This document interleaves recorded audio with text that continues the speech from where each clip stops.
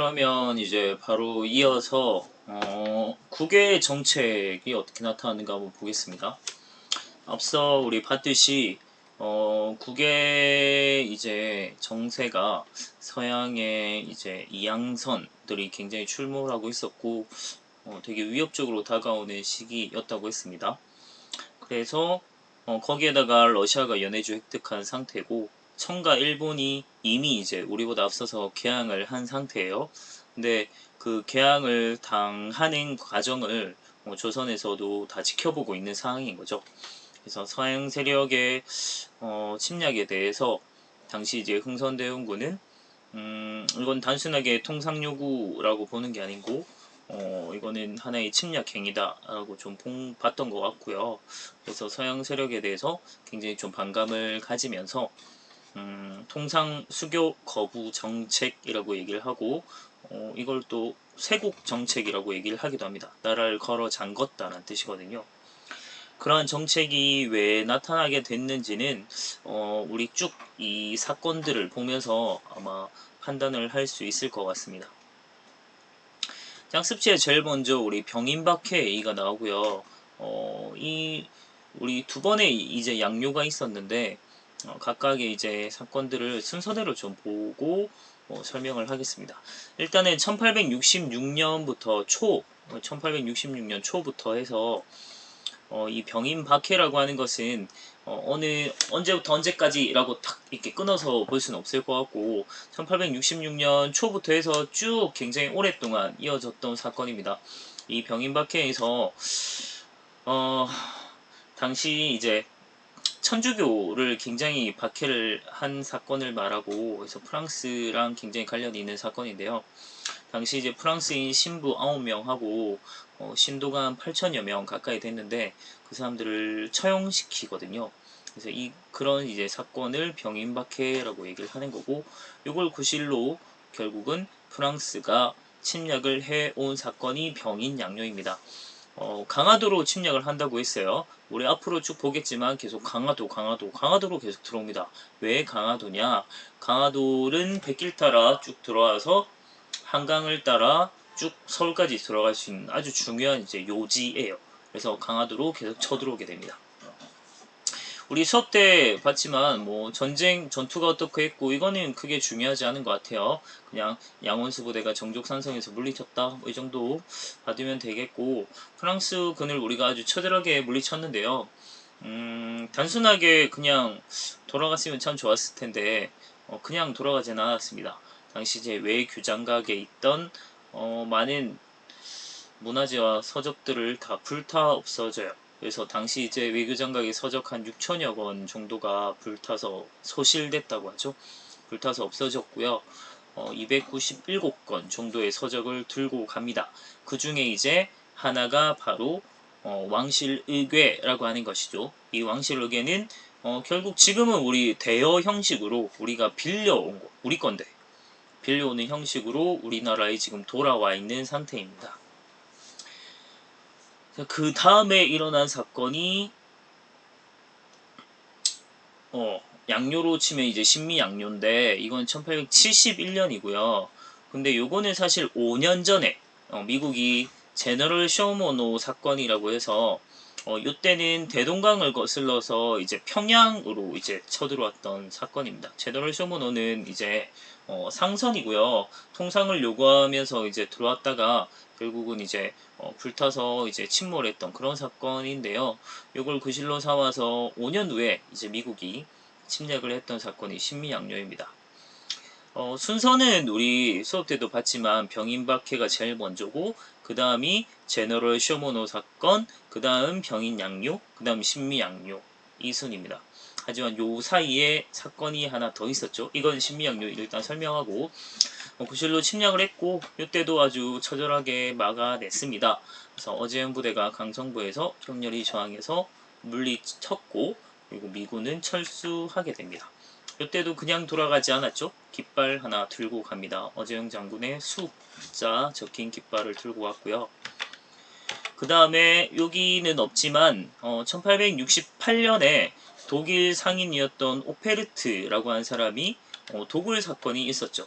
흥선대원군의 아버지 묘인 남영군의 묘를 이제 도굴해가지고 그 시체 가지고 이제 협상을 하려고 했던 아주 이제 기가 막힌 발상을 하게 됐는데 도굴도 실패했고요. 결국 이 사건으로 인해서 조선 내에서 뭐 전체 다는 아닐지 몰라도 흥선대원군에게만은 어마어마한 이제 충격을 줬겠죠. 그래서 서양 애들하고는 와 정말 교리해선 안 된다 이런 생각을 아주 강하게 이제 심어준 사건이 바로 오페르트 도굴 사건이 아닐까 이런 생각이 듭니다. 그래서 이런 일련의 이제 사건들을 이제 쭉 이제 거치게 되면서 1871년에 신미양요 이후에 전국에 척화비라고 하는 것을 건립하게 됐고요. 그래서 통상수교 거부 정책에 아주 강력한 의지를 표명한 비석이죠. 대화를 배척한다, 화친을 배척한다 이런 뜻입니다. 그래서 이게 이제 척화비의 모습입니다. 양이 침범, 비전즉화, 주화매국이라고 해서 서양 오랑캐가 침입하는데 싸우지 않으면 화친하자는 것이니 화친을 주장함은 나라를 파는 것이다 라고 얘기하면서 아주 강력하게 이제 대화를 배척하는 이런 내용을 보입니다. 그래서 이러한 정책을 우리는 통상수교 거부 정책 또는 세국 정책이라고 얘기를 합니다. 요거 우리 주변에서 많이 볼 수 있어요. 사실 부산에 뭐 해안가에 가면 기장에 가면 굉장히 많이 있습니다. 자, 요게 제가 요 대변항 앞에 있는 지금은 이제 학교 이름이 바뀌었죠. 용암초등학교라고. 그 앞에 정문에 가면 있거든요. 그걸 제가 지금 찍은 겁니다. 척화비. 이게 굉장히 많이 있어요. 전국에. 자, 그리고 요거는 나중에 우리 보면 될 것 같아요. 다시 이 사람들은 등장할 겁니다.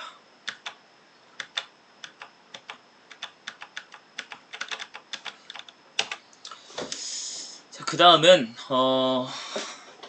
이제 우리 앞서 이제 봤던 것은 1860년대 이제 흥선대원군의 집권기였다고 본다면 이제는 1870년대 이제 고종이 성인이 이제 되어서 친정을 하던 시기에 나타났던 이제 모습을 한번 봐야 될 것 같아요. 당시 이제 통상계화론이라든지 이런 것들이 조금씩 이제 등장을 하기 시작한 때고요. 고종이 친정을 하게 되면서 아빠인 흥선대원군하고는 조금 생각이 달랐어요. 그래도 나라를 조금 열자는 입장을 갖고 있었던 것이 고종이었고 사실 이 고종에 엄청난 영향력을 끼치고 있던 사람은 바로 민비였습니다. 우리 명성황후라고 부르는 그 사람이 사실은 민씨 세력들이 이제 흥선대원군이 물러간 이후부터는 민씨 세력들이 전부 다 이제 정권을 장악하면서 민비가 사실 많은 정치를 좀 좌우하게 된 그런 모습이 나타나거든요. 그래서 고종의 친정이긴 하지만 그런 형태가 나타났고 그런 이제 고종과 민비의 생각에 따라 나라를 조금씩 개방을 하는 형태가 나타납니다. 그러면서 이제 나타났던 것이 우리가 최초에 맺었던 근대적인 조약, 강화도 조약이란 것이 있었고 그 다음 서양 세력과 최초로 맺었던 근대적인 조약은 미국과의 통상조약, 이걸 조미소 통상조약이라고 했죠. 그래서 요것들이 체결되게 됩니다. 그래서 일단은 강화도 조약부터 볼게요. 강화도 조약은 체결한 이유는 먼저 계기가 된 사건은 운요 사건이라고 했죠. 운요 사건. 보통 이제 그 통상 요구할 때는 다 상선을 끌고 와요. 서양 애들은 그래도 매너가 그나마 있는 편인데요. 운요는 그냥 군함입니다. 군함 끌고 와가지고 우리 영상에서도 봤었고 제가 설명도 했지만 군함을 끌고 와서 억지로 이제 조작을 해서 자기들이 피해를 봤다라고 주장을 하면서 강제로 개방을 요구한 사건이고 그에 따라 맺었던 이제 조약이 강화도 조약이라고 합니다. 이거는 뭐 우리가 보통 강화도에서 맺었기 때문에 강화도 조약이라고 하지만 조일 수호 조규라고 정식 명칭을 생각을 하면 되겠습니다. 뭐 내용은 우리 책에서도 봤지만 간단하게 일단 얘기를 하면 세계항, 부산, 원산, 인천 세계항을 이제 개항을 하게 되면서 우리가 드디어 문호를 개방을 하게 됐고요. 그리고 요때 이제 문제점이 치해법권을 인정했다는 것과 해안 측량권을 허용을 했고 아주 불평등한 조약이었다라는 게 좀 문제가 되겠죠. 그리고 설명했지만 제1조에 보면 조선은 자주국이다, 뭐 일본과 동등한 권리를 가진다 이런 얘기 하잖아요. 저는 청의 간섭을 배제하기 위한 그런 장치였다라고 생각을 하면 되겠고, 강화도 조약 자체도 문제지만 사실 강화도 조약 이후에 맺었던 부속 조약들도 아주 문제잖아요. 뭐 무관세, 무항세 이런 거라든지 아니면 양곡을 무제한 이제 유출 가능하게 한다든지 그런 이제 많은 것들, 관세 이런 것들 문제도 있고 아주 많은 문제점들이 나타납니다. 우리 학습지에서 잘 봤으니까 그 위주로 잘 보면 되겠고, 다음에 그 이후에 우리가 조미소 통상조약을 맺게 되는데 갑자기 왜 미국이냐라고 얘기를 했을 때 우리 조선책략이라고 한 책이 엄청나게 중요하다고 했잖아요. 그것 때문에 결국은 이제 우리가 미국과 통상조약을 체결했다라고 보면 되겠습니다. 당시 이제 이 조선책략이라고 하는 것은 일본과 우리가 이제 외교를 맺게 되면서 사절단이 간다고 했죠. 그 중에 이제 수신사로 갔던 이제 김홍집이 청의 외교관이었던 황준시안을 만나가지고 조선책략이라고 하는 책을 건네받게 되죠. 그 내용을 보면 러시아를 막는 것이 굉장히 급한데 그 막기 위한 방법이 무엇이냐라고 이런 얘기를 해요. 친중국, 결일본, 그리고 연미국이라고 해서 중국과 친하고 일본과 맺고 그리고 미국과 이어져야 한다. 이렇게 해서 이제 자강을 도모해야 된다. 이런 얘기를 하거든요. 그래서 청이랑은 항상 우리가 중국이랑 친해왔고 일본은 우리 강화도 조약을 통해서 이제 맺었죠. 조약을 통해서 남은 건 이제 미국인데 그래서 이제 미국과 이어져야 한다. 라면서 청이 알선을 했고 그래서 미국과 우리가 통상조약을 체결하게 됩니다. 그래서 서양 세력과 맺은 우리가 최초의 조약이라고 보면 되는데 마찬가지로 아주 불평등 조약이었고요. 치해법권을 인정했고 또한 체해국 대우라고 하는 아주 불평등한 조약을 맺게 됩니다. 그래서 이후에 영국, 독일, 러시아, 프랑스, 벨기에 등등 많은 이제 나라들과 우리가 서양 세력과도 수교를 하게 되는데 이때 마찬가지로 다 체법관이라든지 체국 대우라든지 많은 이제 불평등한 조약들이 다 들어가게 됩니다. 그래서 첫 단추를 아주 이상하게 깨는 바람에 좀 전부 다 불평등하게 맺어졌다라고 생각을 하면 되겠습니다. 어쨌든 우리는 개항을 하게 되면서 개화 정책을 이제 추진하게 되거든요. 그러면서 이제 조선 내에서도 이제 개화 세력들이 등장을 하게 됩니다. 그래서 박규수라든지 오경석 이런 사람이 이제 대표적인 개화 이제 통상 개화론자들이라고 보면 될 것 같고요. 원래 이 뿌리는 북학파라고 했습니다. 그리고 이제 개화 정책을 추진을 하게 되는데 통리기무아문이라고 해서 우리는 사실 이제 이때 개화를 근대화를 하려고 해도 후발주자였기 때문에 어떻게 해야 되는지 사실 잘 모르는 상태에서는 다른 나라가 어떻게 하는지 보면 되겠죠.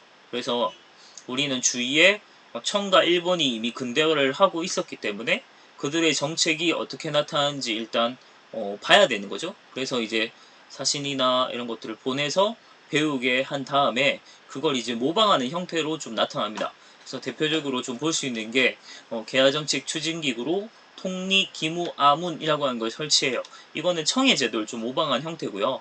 아문이라고 하는 게 무슨 기구